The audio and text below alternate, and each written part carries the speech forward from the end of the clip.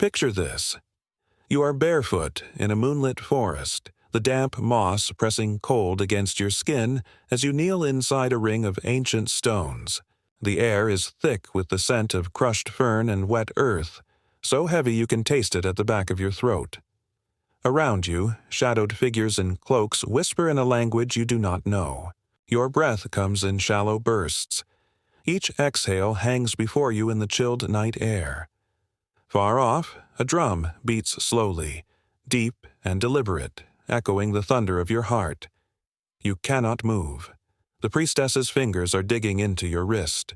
You realize with sudden terror that the only way out is forward, into the center of the circle where a slab of blackened stone glistens as if it has been washed in blood.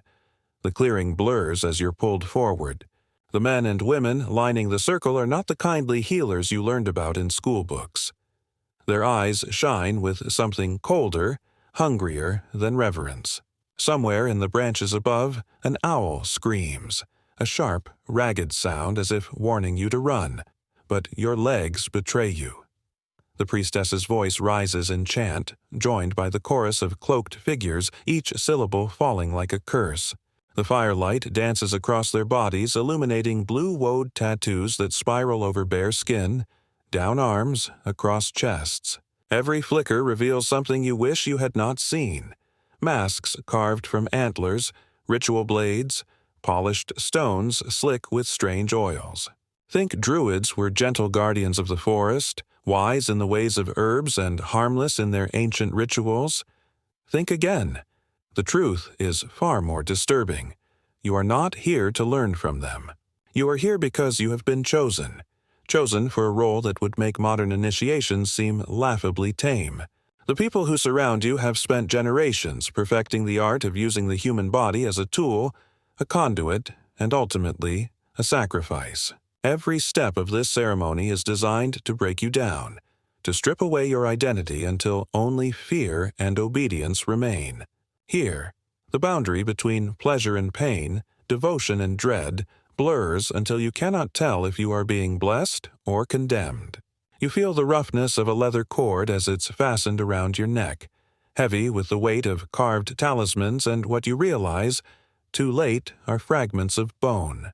The crowd sways closer, the chanting intensifies, and you are enveloped in the heat of their breath, the press of their bodies. Hands slide over your shoulders, your back, leaving streaks of cold clay and warm oil. The ground beneath you feels alive, pulsing in rhythm with the drums, as if the earth itself is demanding your surrender. But here's where it gets truly unnerving. The sexual element is not hidden, not taboo, not shameful. It is the centerpiece. What you don't know is that this union, forced or ecstatic, it hardly matters, has only one purpose. It is not about love or desire. It is about channeling the energy of the living into the jaws of the gods. The eyes of the community are on you, not with compassion, but with a fierce expectation. You are expected to give everything, your body and your will, to feed the cycle that keeps the tribe safe from famine, plague, and war. Roman writers like Julius Caesar described these rites with thinly veiled horror, but even they could not capture the reality of what it felt like to be inside the circle. Archaeologists have unearthed bodies in the bogs of Britain and Gaul, their flesh preserved, their faces frozen in agony or rapture, sometimes both. The clues left behind in ancient groves, burned timber, broken bones, carved phallic idols, tell a story of a people who saw no contradiction between fertility and death, pleasure and violence. You begin to understand, in this place, at this moment, your fate is entirely out of your hands. You try to find comfort in the rhythm of the drums, in the warmth of the fire, but the mask of the priestess hovers inches from your face, antlers framing her shadowed eyes. She whispers words you cannot translate. Her grip tightens. The circle draws inward. You are the axis around which the world is about to turn, and you have no idea if you will leave this place whole. Your heart hammers as the knife is raised. You are not sure if the next touch will bring pain, pleasure, or oblivion. All you know is that you have crossed the boundary, There is no going back. The ceremony has only just begun. You're on your knees now, slick with sweat, the leather cord biting into your throat as the circle tightens. The air hums with a scent that is almost sweet, crushed blossoms, mingled with the iron tang of blood not yet spilled. At the center, the altar gleams. Every surface is slick, polished not just by centuries of rain but by bodies pressed against cold stone in rites that predate memory. Shadows flicker over you as torches are raised, their flames twisting in the wind. You're surrounded by naked figures painted in blue spirals, their bodies both beautiful and terrifying, stripped of clothing, stripped of shame, stripped of anything that might remind you of ordinary life. You don't know who will touch you next. All you know is that the world outside this circle no longer exists. But here's where the horror deepens. The ceremony is not wild, not chaotic, not drunken excess. Every gesture is measured, choreographed, a ritual as precise as any sacrifice at a Roman temple, but infinitely more intimate. You feel hands guiding you, painting your chest with streaks of ash and oil, tracing symbols that burn into your skin. The priestess leans close, whispering words that make your stomach clench. Tonight, the gods will drink through you. Your body is the bridge. Your pleasure is the key. You want to scream, to break the spell, but the chanting rises, pressing you down until resistance feels impossible. You believed, maybe, that sex in the ancient world was simple, a matter of love, or power, or simple pleasure. What you face now would make modern rites of passage look like harmless theater. The Druidic sexual ritual is not about pleasure. It's about transformation, control, and annihilation. You're not merely a participant, you are a vessel, a currency, a sacrifice in the making. Historical records, Diodorus Siculus, writing in the 1st century BCE, describe great wicker men, towering over the groves, packed with living victims, sacrificed in flames as the community watched. But what he could not see from the outside was what happened before the burning began. Archaeologists have unearthed bog bodies, men and women, young and old, bearing the signs of ritual death and sometimes sexual violation. Broken limbs, twisted necks, evidence of violence layered with symbols of fertility. At the sanctuary of Gournay-sur-Aronde in the north of France, hundreds of human and animal bones lie beneath a layer of offerings. Metal torques, phallic idols, tokens of the life force drained from each body. You realize the sexual acts around you are not driven by desire. They are demanded by law, by tradition, by gods who never stop watching. The community does not turn away. They lean in. Mothers grip their daughters' hands. Fathers grip their sons' shoulders, everyone's eyes locked on the ritual center. You are the focus, the scapegoat, the charged object of fear and longing. If you falter, if you fail to surrender, the blame for whatever calamity comes next, drought, blight, war, may fall on you. The priestess does not smile. She marks your forehead with a smear of animal fat and presses her lips to your ear. The offering must know ecstasy. Only then will the gods be satisfied, and so you are pulled deeper. You're pressed against a stranger's body. Another chosen, trembling, painted in woad. The Druids' chant grows louder, the circle swaying. You're aware of every sensation, each touch, each heartbeat, every humiliating detail. The ritual demands that boundaries collapse. Pleasure and terror, intimacy and agony, all merging in a fevered crescendo. The community does not look away. The more you are exposed, the more they feel their own safety assured. You understand now. This is not about you. It's about them. Your body is the price of peace, the guarantee of spring. But here's where it gets darker still. The blade appears, carved from ancient yew, its edge glinting in the torchlight. The druid holds it aloft and the chanting stops. Silence drops over the grove, thick as a shroud. You realize, in that instant, that the sexual ritual was never the end. It was the preparation, the softening, the destruction of will before the final moment.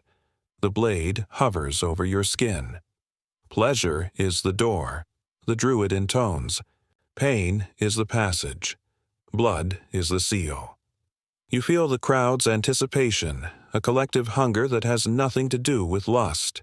It is the hunger of survival, of ancient terror harnessed for one more year of fertile fields and healthy children. The knife lowers. The priestess's nails dig into your shoulder. You try to breathe, but the world has narrowed to a single bright point, cold and sharp against your skin. This is the moment. You are both the offering and the witness. The ritual has stripped you bare, not just of clothing, but of self.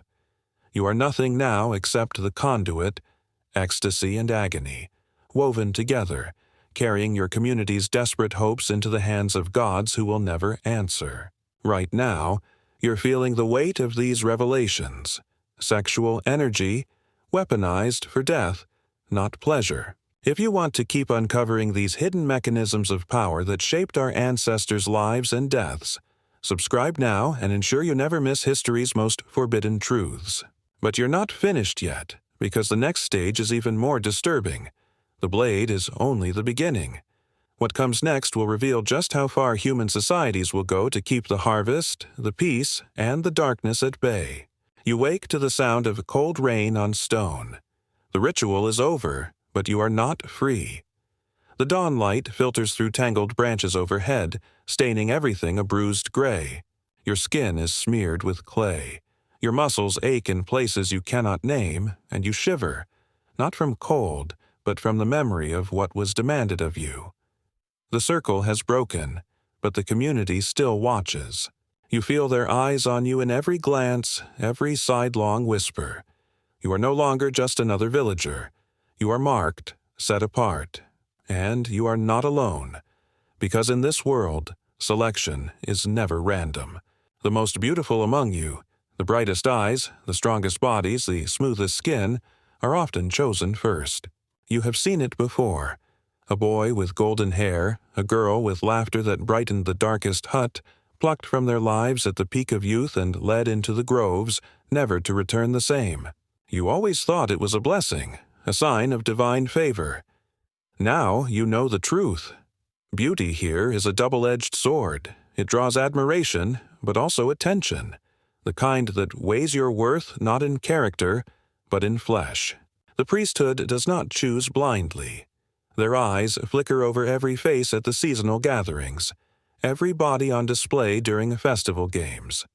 You sense the calculations behind their smiles. Who will please the gods? Whose loss will be most felt? Who can be replaced and who cannot?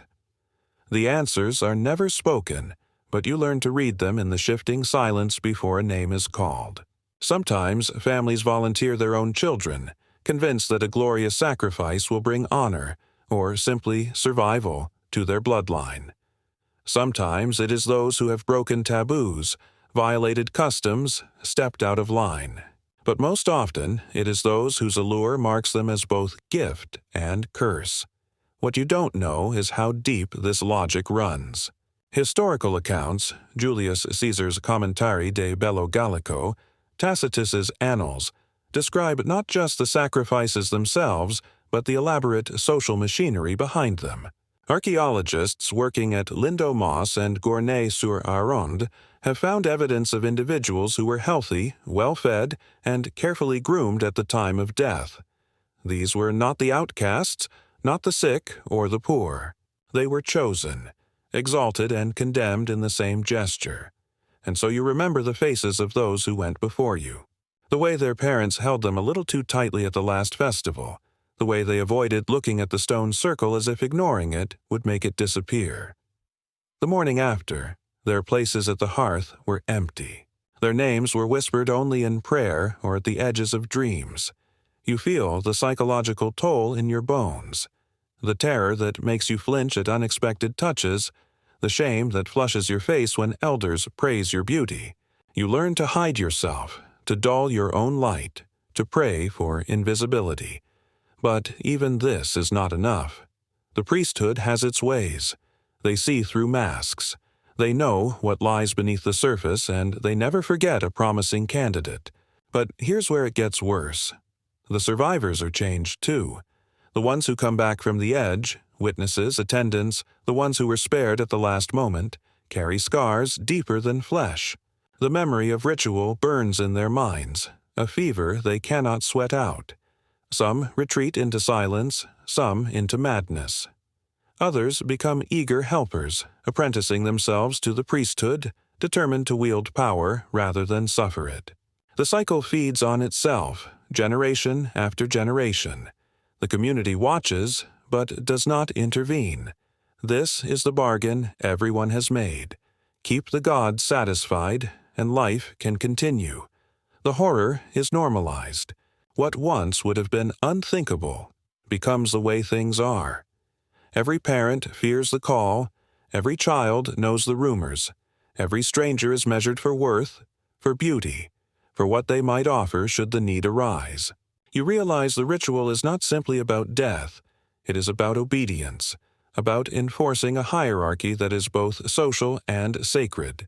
By watching you suffer, by participating in your humiliation and submission, the rest of the community learns their place. No one is immune.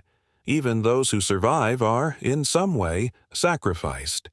The priesthood justifies everything. Their chants are full of law, their stories thick with warnings. The gods demand the best, they say. To refuse is to risk famine, plague, defeat. You sense the terror that underlies their certainty. A terror so old, so deep, it can no longer be named. But the scars are not just psychological. Archaeologists have found the proof. Human remains showing both signs of sexual activity and blunt force trauma. Cuts and bruises that speak of struggles no one remembers out loud. At the base of ancient groves, under layers of sacred earth, lie bones of the most beautiful, the most beloved, laid out not in coffins, but in poses of ecstasy or torment. Everyone a reminder that survival here is built on a foundation of pain. And yet, life goes on. The crops grow, the children play, the old stories are retold around the fire. You look at your own hands, stained with ritual clay, and wonder if you will ever be clean. The ritual has ended, but the memory lingers. The community has been fed. The gods appeased. For now. But what you don't yet realize is that the cost will never stop rising.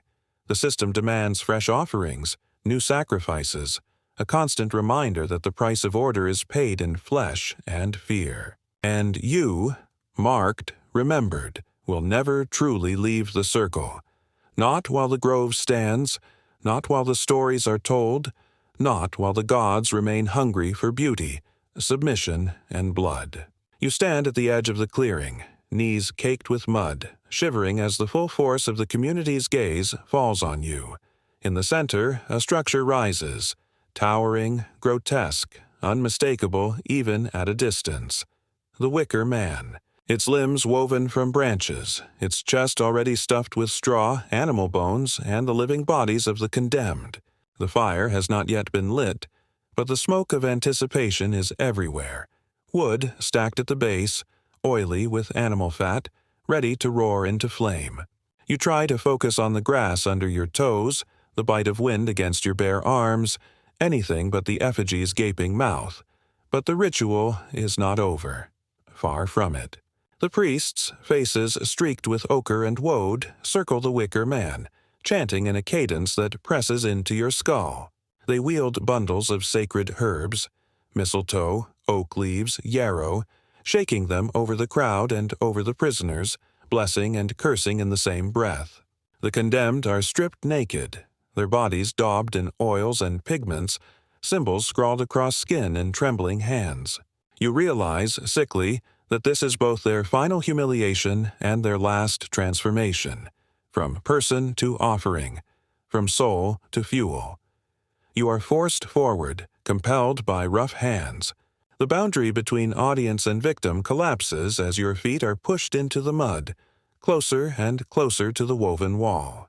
You see faces you recognize, neighbors, friends, even family, pressed into the cage, their eyes wide with a terror that never quite reaches the surface. The priests force the condemned into sexual acts, not in secret, but before the whole tribe, as if this last ecstasy will sanctify the violence to come. The crowd watches, silent and impassive, their own desires and fears reflected in every tremor and gasp. This is not random cruelty. It is institutionalized, justified, essential. Julius Caesar, in his Commentari de Bello Gallico, wrote with horror about the Celts' great effigies, stuffed with humans, set ablaze so that the limbs of living men are consumed by flames. But what he did not witness, and what only the groves themselves remember, is the spectacle that precedes the fire. Archaeological finds at ritual sites in Gaul and Britain reveal burned human and animal bones mixed together, mingled with carved fertility idols and offerings of grain, honey, and blood. Here, pleasure and agony become indistinguishable, and both are offered up to the gods. You're numb with shock, yet every sensation is excruciatingly sharp. The sticky brush of sap on your feet, the stinging slap of a priest's palm against your back, the murmur of prayer that leaks through clenched teeth. The crowd sways as the priests escalate the ritual. Some begin to touch themselves, lost in trance, their eyes rolling back as the condemned are forced to perform, to surrender every last shred of dignity before the flames come. You can smell the oil in the air, the sharpness of singed hair, the sourness of fear. The wicker man's shadow falls over you, a net of woven branches, a cage, a promise. But here's where the system becomes undeniable. Every part of the ritual is choreographed to create terror, submission, and a final, desperate union of sex and violence. The condemned are not allowed a private death. Their bodies are paraded, their cries encouraged, their pain and pleasure fused into a spectacle that will nourish the tribe for another season. The line between victim and volunteer is erased. Once inside the circle, all resistance becomes ritual. All struggle is transmuted into offering. The flames are coming. You hear the priests begin to chant in a new, higher register, summoning the power that will consume both flesh and sin. The wicker man is set alight, fire licking up its legs and belly, smoke pouring out in thick, choking waves. The condemned scream, not just in pain, but in a frenzy of emotion, fear, ecstasy, terror, and the strange relief of oblivion. The crowd leans in, eyes wide, faces lit by the infernal glow, each person desperate to catch a glimpse of the god's satisfaction. You feel the heat on your skin, the blast of fire so intense it dries your tears before they can fall. Your heart pounds in your chest, matching the frantic rhythm of the drums, the keening of the priests, the last wordless shouts from the cage.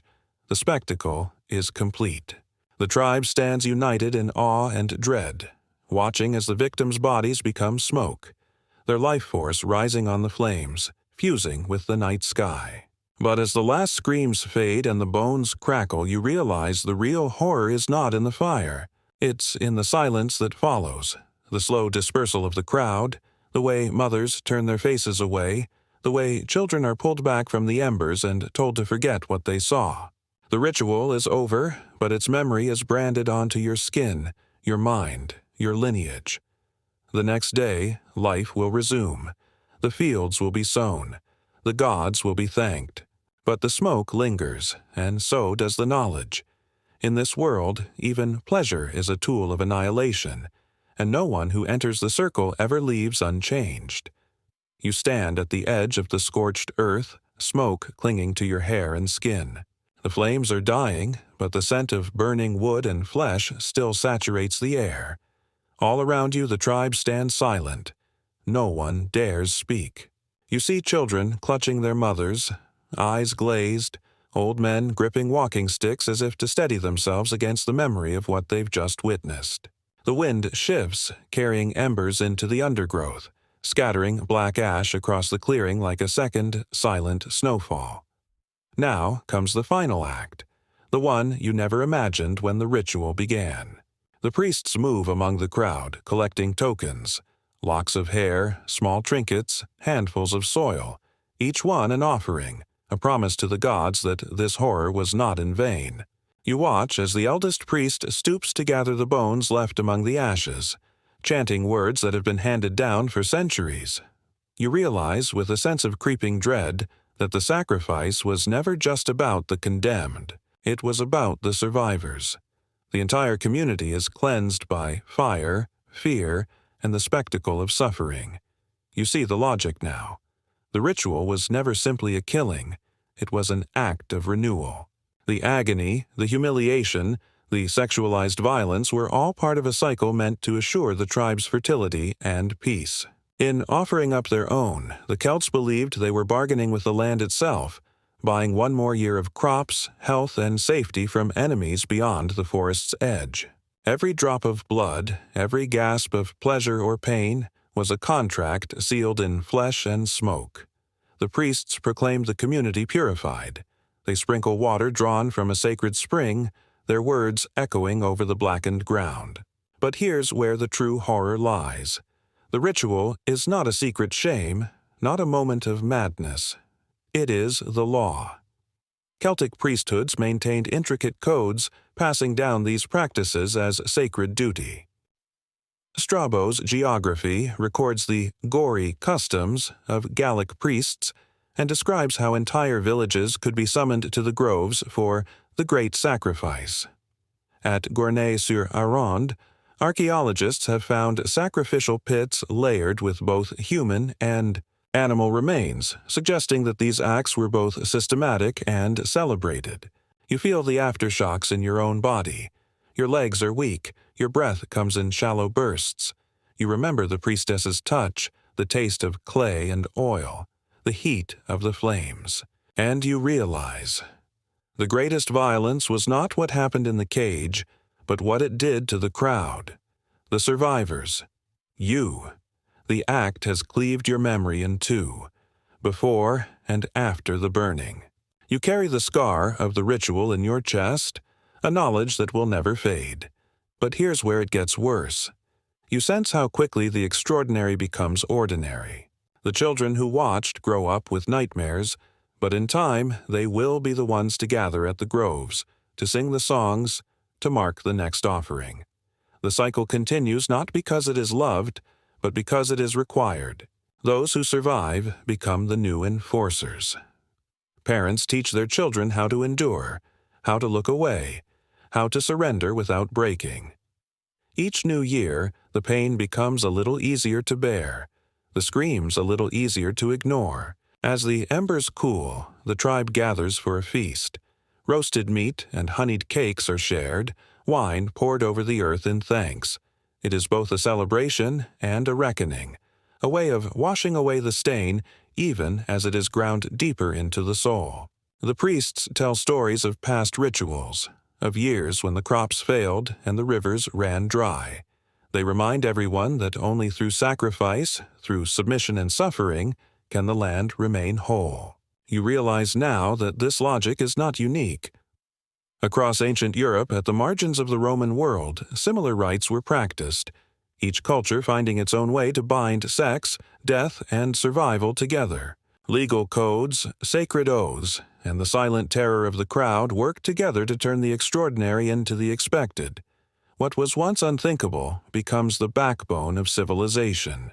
The last thing you see before leaving the grove is the face of the final victim, half buried in ash, eyes open, lips parted in an expression you cannot name, somewhere between agony and release, terror and peace. You know now that the sacrifice is never truly finished. The memory will haunt you, shape your dreams, linger in every shadow at the edge of the firelight. But the tribe cannot stop.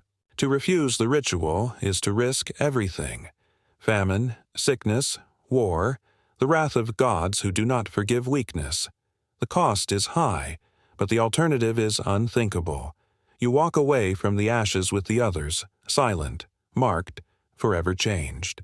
The cycle of cleansing is complete until the earth demands blood again. You wake before sunrise, heart pounding with the memory of fire and screams, the sharp tang of smoke still embedded in your hair. The clearing is empty now, except for the scorched skeleton of the wicker man and the faint traces of ash blowing across the trampled grass. Your body aches with exhaustion, but your mind is sharper than ever. Every detail of the ritual is seared into your memory. You move as if in a trance, passing the remnants of torches, charred fragments of bone, the shallow pits where the priests buried what the fire could not consume. You know you will never be the same. This is the price of survival. The ritual is not just an event. It is a wound that binds the tribe together. You feel the eyes of others on you as you return to the village, each gaze a reminder that everyone witnessed, everyone played a part, everyone is implicated. Some avert their eyes as if ashamed. Others look at you with quiet pride or veiled envy, as if you've crossed a threshold they fear to even imagine.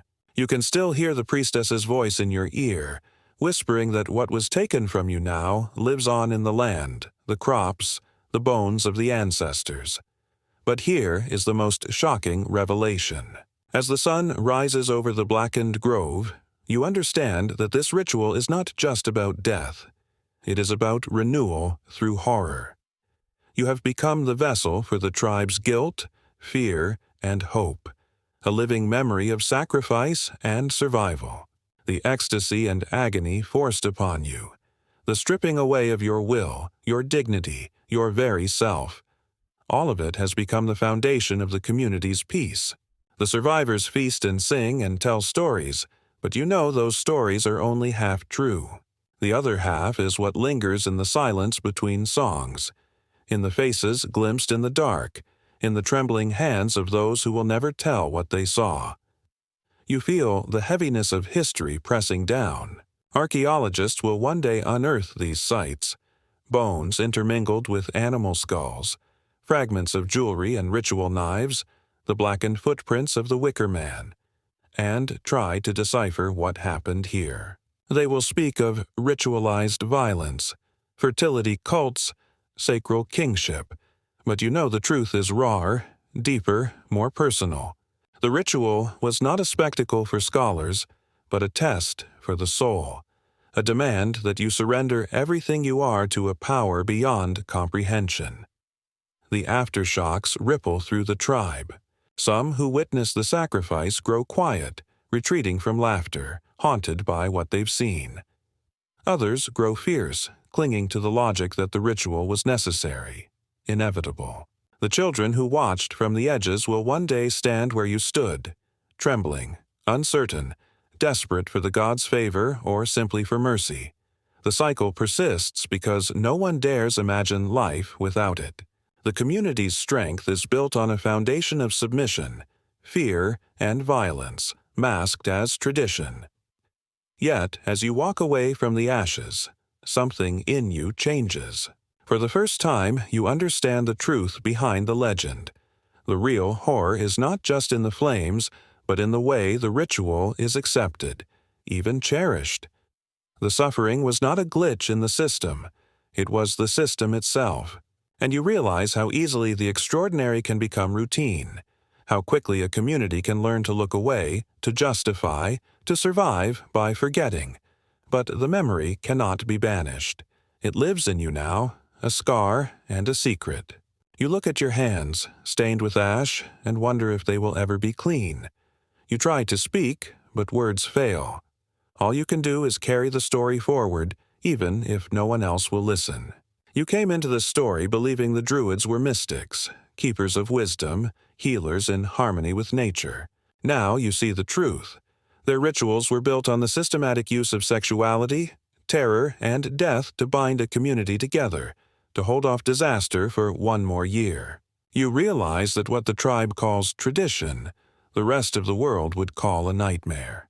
If this journey has changed how you see the ancient world, if you feel the weight of hidden rituals and forbidden truths pressing on your understanding, subscribe now to keep uncovering the realities that history tried to bury. Every story like this is a warning and a revelation.